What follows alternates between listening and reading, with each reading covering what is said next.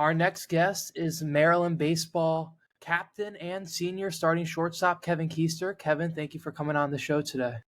Yeah, absolutely. I know you've probably been asked this question a million times. I've asked you it too, but captain now, your senior year, just kind of what did that mean to you to be able to get that number 3 jersey and hold that role? Yeah, it means everything to me. I love Maryland. I love this place. I love all the coaches, Swope, Tom, Poss, and Jimmy, and all those guys, and all my teammates and everything. So it's definitely an honor that they voted and thought that I should wear number 3 this year. And that was something that you had been looking forward to, kind of a goal for yourself to get that role, right? Yeah, I always wanted it, but when you got guys like Schlegler and Bubba and all those guys on your team, you just got to wait your turn. And I waited till my senior year, but it was definitely a goal of mine to wear. You've definitely seen Maryland baseball totally progress from the time that you decided to commit here until now, and just the Big Ten championships and making it and hosting a regional. Is that something you kind of expected coming into Maryland, and how much excitement did that bring you when you guys finally reached them and kind of have been on this path? Yeah, the recruiting class above me with Ryan Ramsey and Nick Dean and Zamarzlak and Treffler and all those guys we knew were pretty good. And then my recruiting class with Shaw and Nigel and Luke and Savical and all those guys, we knew it was pretty good too.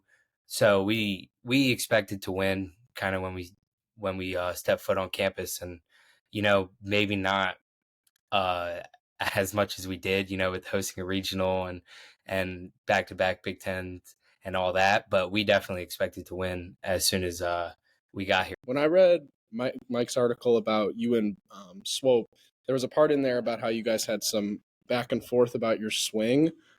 What were those conversations like? And what exactly was it that he wanted you to work on? Like, in terms of changing your swing? Yeah. My freshman year, I didn't do too well. The beginning of my sophomore year, the first 2 weekends I didn't play. I was kind of set in stone on what I wanted to do, and Swope and had a different idea. He wanted me to hit for a little more power. I was okay with hitting singles. I'm glad I eventually was like, I need to change something and hit for a little more power. And ultimately, him and Tom kind of changed my career around when it came to that. And I have the utmost respect for them pushing me and not, just giving up on me at that point. But yeah, I was very hard-headed and set in stone on how I wanted to hit, and I didn't want to listen to him to begin my college career. But that relationship has obviously changed, and I'm glad I eventually was like, come on, you need to do something different here. Was Swope's work with motor preferences and working with hitters, was that something that was pitched to you on your recruiting visit? No, that didn't come along till kind of last summer, going into my junior year was the first time it was introduced to me. That was something that was new. I had no idea what it was until about last fall. How much I know this might be but when, Vaughn left, can you kind of take us through that moment? Like, what was the team group chat? Did you guys know? Did you find out via socials? Like, what happened there? Yeah, well, what we found out on a Zoom. We were scheduled to go on Zoom kind of, I think it was a week or so after we got back from Wake Forest. And right before we were going to go on the Zoom, we saw kind of a tweet that said that he took the job at Alabama. And I know that's not the way he wanted us to find out, but we had a Zoom schedule, but ultimately we found out from a tweet. So what was the reaction? Like, were you, it wasn't, we weren't necessarily surprised. SEC is kind of where a lot of people want to end up, coaching and playing and doing all those things. Obviously the money down there is different, but just the atmosphere and the experience you get from that, we weren't necessarily surprised by that move at all. So then did you kind of have an idea once he left that Swope was pretty much, and were the players advocating for Swope? Like, did Damon ever ask you guys, like, hey, like, what are your guys' thoughts? Or was it always kind of a lock that he'd be the pick? No, Damon never asked us, but we had a feeling that Swope was going to take over. I mean, he was the perfect guy for the job. It wouldn't have made sense if it wasn't him. So, we kind of knew that Swope was going to take over. I think we've seen it so much now, especially with the transfer portal. When coaches leave, that often means that players do too. Is that something you ever considered, leaving College Park? No, me and Swope have a really good relationship, and like I stated before, I love this place. I love being here. I wanted to wear 3, be the captain here. So maybe for split second, I was like, oh, it'd be kind of cool to explore my options, but then like I never really gave it a real thought. I always wanted to stay here and be here, especially with Swope's first year, just kind of have a guy that's been around for a while that could help him out in the locker room or whatever he needs. I wanted to do that for Swope because of our relationship. You mentioned it earlier, but the SEC and the Big Ten, for people, I think some people know, but for people who are in the game, what is the biggest differences between like the Big Ten conference per se and then like the SEC and the ACC? Because it's damn near impossible to host a regional. I mean, you guys won the Big Ten and won the tournament last year, and they still were like, nah, like you don't get a regional. Yeah. What do you think it is, the gap between the conferences? I think, and this is not, dissing any Big Ten teams that, missed the tournament or finished lower or whatever. I think the SEC is just deeper. So when you look at Ole Miss, who we played last year, and they beat us in the series, their RPI was still, in the top 100 or whatever it was. But when you look at a Big Ten team who is lower in the pack, their RPI is lower than that. They play all these high RPI teams, and they're just deeper than the Big Ten or other conferences. So when you look at it like that, I think that's why winning those outer conference series and all that stuff is so important when it comes to RPI and stuff. Where the SEC gets their RPI in conference, they have so many weekends where they can just make it up. Playing on the road obviously is big for RPI, and you're doing that every other week in the SEC. So I think it's just a deeper all around conference than the Big Ten or other conferences like ours. What was the reaction from the team last year where you guys win the Big Ten tournament, but then not only do you not host, but then you're slated to go to Wake Forest? There had to be some disappointment and frustration there with the committee, right? Yeah, I mean, you want to say that, we'll go anywhere and play anyone and do all that stuff. We thought it was kind of disrespectful that they put us in Wake Forest Regional. We thought we could have gone somewhere else. Maybe even hosted. Our RPI probably wasn't good enough, but, we thought that maybe we could have ended up somewhere else, but, that's just the cards we were dealt. Talking about when you guys hosted a regional, though, how cool was that to be able to play in front of a packed Bob, even with bleachers in the outfield as well? Just what was that experience like? It was awesome. I still talk about one of my favorite memories from that regional is the national anthem from the first game when everyone in the stands screams the O during the national anthem. It was really loud, and I'm not even an Orioles fan, but I thought that was really cool for people at Maryland and people who love Maryland sports and all that stuff. I thought it was a very very cool experience, kind of emotional. It was pretty awesome hosting a regional. The whole season we kind of knew that we had the chance to, and it's always nice playing at home and doing all those things, but being one of those top 16 teams in the country, it was awesome to be able to experience that. Do you still think about that play at first base? Oh, yeah, I think about that all the time. I wish it wasn't called. You never know what could have happened after that, but when I think we would have been down one at that time, if I'm correct, with one out, Bubba on first, who had 20 bags that year, and Nicky Lowe up to bat, who we all know is a really good hitter. So you never know what would have happened, but in an alternate universe, there's Bubba's called safe, and we're headed to a super regional. So I do think about it, but that's obviously 2 years ago, so it doesn't hurt as bad as it did then. You just kind of mentioned some of the facilities when they put in the bleachers in the regional. Obviously, baseball's getting a kind of a new indoor practice facility, but you're never going to see it. Has that been something that like people knew was coming, and then how do you feel that you're not going to get to maybe experience it?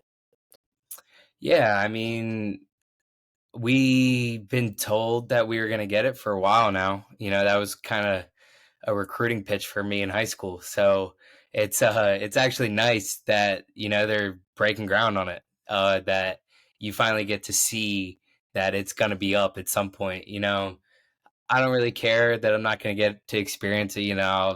I'll hit in the shell or whatever cage we're hitting in, but I just think it's funny that that was my recruiting pitch kind of when I was in high school. So it's nice that it'll actually be up at some point. That's actually a real thing that's going to happen. It's like the purple line for athletes, says it's going to be up in 2023. 4 years later, it's still constructing. Yeah, exactly. I wanted to, when we talk about the SEC and the Big Ten differences too, no offense to your guy, the facility right now, but like, when back in high school, like there's been nicer hitting cages that I've seen. And I think the facilities at the SEC kind of blow those away. For people who haven't been inside, can you describe it and like just how far do you think you guys are lagging behind the rest of the country maybe when it comes to those type of things? Yeah, well, our setup right now is it used to be a weight room. We threw kind of like some turf in the weight room, put a batting cage in there. We split it up with a screen in the middle, so it's technically one batting cage, but we use it both ways. Machine on one side, flips on the other. That's kind of how it's set up in there. It's a old weight room that no one uses that we kind of just threw together. I think if you look at it that way, we could be lacking behind in that area, but like some recruits might want the nicer things that the SEC or the ACC or other schools have that maybe we don't, but like it's all about what you want. I wanted a good hitting coach that's going to help me develop, and I'm sure a bunch of other recruits want that too. So it's kind of about what you want in that aspect when it comes to the facilities. Do you want nice facilities or do you want premier coaching? Not to say the SEC isn't premier coaching, but there's a lot of development done at Maryland and other schools that might not have nicer things. So it's kind of about what you want as a player, and a lot of guys are fine with the cage in the weight room because we have such a good hitting coach. You mentioned the development. I don't remember the exact number of people that got drafted last year. I think it was like 6 or 7, but that's obviously a big recruiting pitch. And how much have you like kind of stayed in contact with the guys that have gone to the MLB? And is that something you see for yourself in the future? Yeah, I obviously want to play professional baseball. I think that's what a lot of college baseball players want to do. Luke and Bubba and Nigel, they're 3 of my good friends, so I talk to them very often. Nicky Lowe, I talk to very often. Shaw, actually, he in spring training he played against my dad, who's coaching for the AAA Royals. So they talked a little bit. I texted him about that. He was texting me back. So, I still keep in contact with them, and they're all wishing me luck. I'm wishing them luck. They're rooting for me. Last year on draft day after they all got picked, they were texting me like looking out for you, all that stuff. So, they're my good friends, and they will be like that for a long time. And hopefully at some point we cross paths again in professional baseball or life or whatever it is, but they'll always be my good friends. Have you thought about a 5th year potentially? I'm actually out of eligibility this year. I do not get the COVID 5th year because that was when I was in high school. So this is kind of my last year. You just mentioned your dad. Have you thought about what it would be like to maybe play for him, or like, is that something you guys have talked about? What are your general thoughts on that? Like, if you could put it together, is that something you'd want to do? Yeah, I mean, I wouldn't mind playing for my dad. I wouldn't want it to be looked at like he's only there because his dad's in that organization type of thing. But obviously, um, I would love playing for my dad. He's a very smart baseball guy. Obviously, he's my dad, so I love him. But he is also a very good baseball guy. So yeah, no, I'd love to play for him. Out of those guys that left last year, what's your best off the field, or on the field story? So LaRusso, Shaw, Savicle, whatever it may be. I don't know. We have a lot of good memories. We every Sunday we'd sit on our couch from 1 o'clock till 11 o'clock, whenever the late game would end, and watch NFL together. We'd watch all the college basketball March Madness games. Those are the times you really, you know, um, you cherish and you enjoy, because you're kind of just hanging out outside of baseball. Obviously all the on-field memories are cool too. Nicky Lowe's walk-off in the Big Ten tournament last year and all that stuff's pretty cool. But they're they're all cool guys off the field that when you hang out with them, it's a blast. So watching football, just hanging out, cracking jokes, whatever it is, there's probably some stories that I have that I can't tell that are pretty funny, but no, they were a blast to be around. I have so many memories that I can't really just name one of them. What are the teams who are the baseball boys rocking with? For football, so NFL wise. I'm a Cowboys fan. Um, Nicky Lowe's a Broncos fan. Luke's a Giants fan. We had some Eagles fans the past couple of years. Bubba, Orlando, Hine, they were all huge Eagles fans. They're all from Jersey and Philly, so they love them some Philly sports. But we had a mix. We had a mix. A lot of NFC East in my personal room, so that got ugly sometimes. But no Ravens. Jacob Orr is probably the biggest Ravens fan I know. So is Swope a Ravens guy? And I know he's a big O's guy. Who's that? Swope. Yeah. No, he's a Commanders fan. Okay. Do you have any favorite stories from growing up with your dad in the Nats organization, being around those guys? Yeah, I mean, there was one week that I was visiting him, and Anthony Rendon was hurt, and he was there for that entire week. That was pretty cool because I always hit in the last group, and the hurt guys always hit in the last group for BP. So I was actually for a week taking BP with Anthony Rendon, which was pretty awesome.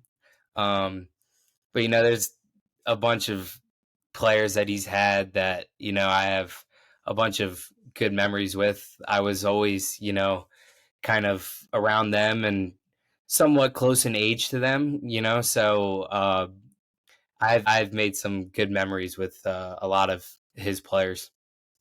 Do you stay connected with any of them still? I used to, not as much anymore. Sometimes they'll reach out to me or my dad asking about how I'm doing, asking, all that stuff about baseball and life and all that stuff. But when he was with the Nats, it used to be I used to text him or stuff a little more, but now that he's moved to like the Rangers and the Royals, and I haven't been around all those guys as much, I don't really know those guys. I just kind of don't talk to him as much. Kind of switching to this year's team now. We're recording this after Sam Honar's walk-off against UMBC. It was a 12th comeback win.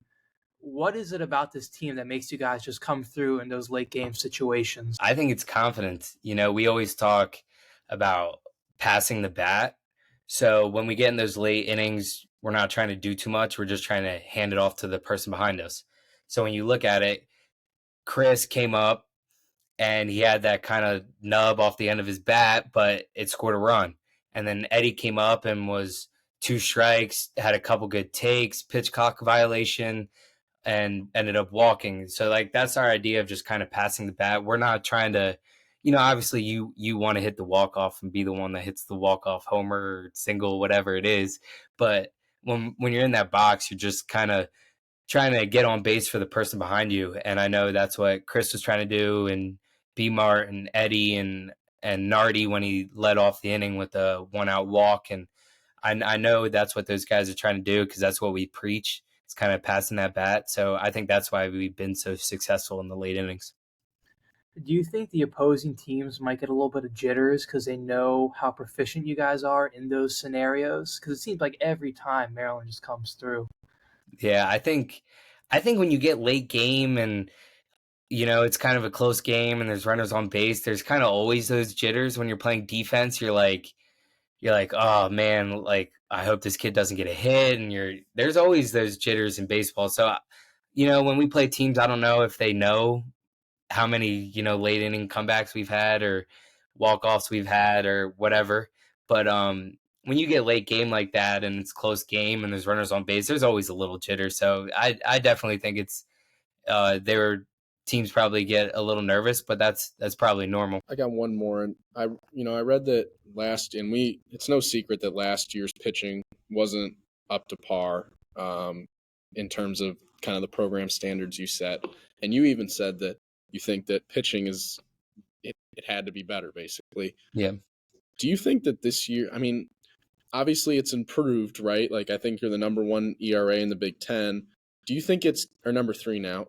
Do you think it's capable of performing to the level it needs to be once you guys get to tournament play? Yeah, absolutely. I think we have a much deeper staff than we did last year. And when we got to the Big Ten tournament, our pitching was lights out. So I have all the confidence in the world. We've had probably this last week hasn't been great. Friday, Saturday, and Sunday, and then yesterday it hasn't been great. But everyone struggles sometimes. I have a lot of confidence in our pitchers, especially our starters. So I'm not really worried about them at all after this past week, and I think we're much deeper than we were last year, and we still threw really well last year at the end of the season. So I think they're going to hit their stride again here and hopefully this weekend. And I have all the confidence in them. Who's the grossest pitcher you ever faced? Maryland or in general? In general. Did you guys get Rhett Lauder last year or no? Yeah, we got Rhett. He's definitely cool. He's definitely up there. Brecht was pretty good. My freshman year, Ohio State had Seth Lonsway. He was one that spun a curveball like I've never seen before. It was the first time I've ever really seen a curveball with that much spin to it. It looked like a fastball. Next thing you know, it's in the dirt. There's a lot of pitchers. The one that always, and a lot of people don't know this, and I think one day he's going to pitch in the big leagues, is inter squads against Nigel Belgrave was also very hard to hit off of when he's throwing 94 with a sinker and a slider at 85 that moves a foot. Like he was pretty impossible. I'd never figured it out. I never got a hit off of him in my 3 years of facing him. So I would probably say Rhett Lauder is probably the best one. He was filthy against us. You did some pitching in high school too. Did you have a favorite pitch you threw? My changeup. I love throwing changeups in high school. I don't know. There's something about it. I just circle. I love throwing my changeup, pulling the string. Were you a circle guy or were you like the? No, I was a circle guy. Yeah, I was a circle guy. Basketball, pitching, hitting. Kevin Keister does it all, including showing up on Under the Shell podcast. Thanks again, Kevin. We really appreciate your time. Good luck with the rest of the season, man. Yeah, thank you guys for having me.